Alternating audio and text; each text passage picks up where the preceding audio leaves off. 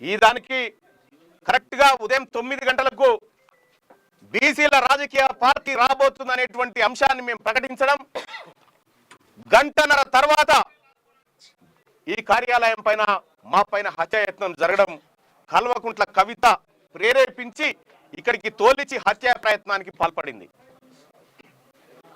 ఇవాళ బీసీల పైన దాడులు చేస్తే, తీన్మార్ మల్లన్నను హతమారిస్తే బీసీ ఉద్యమం ఆగిపోతుంది అని కల్వకుంట్ల కవిత గారు భ్రమపడుతున్నారేమో.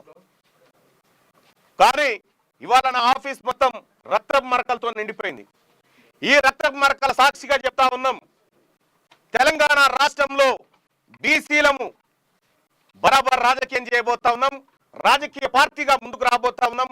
ఈ హత్యా ప్రయత్నాలకు తెలంగాణ ఉద్యమంలో మీ నాయన 1200 మందిని చంపిండు. ఆ తర్వాత నేరెళ్ల ఘటనలో అనేక మంది మీ అన్న చంపిండు, లారీలతో దొక్కించి చంపిండు. ఇవాళ బీసీ ఉద్యమాన్ని అనసడానికి మీరు చేస్తున్నటువంటి కుట్ర ఏదైతే ఉందో దీన్ని సమాజం అంతా గమనిస్తుంది. గతంలో కూడా కేటీ రామారావు అనుచరులు కూడా గతంలో అనేక సార్లు దాడులు చేసినారు. దాడులు చేసి విధ్వంసం సృష్టించినారు.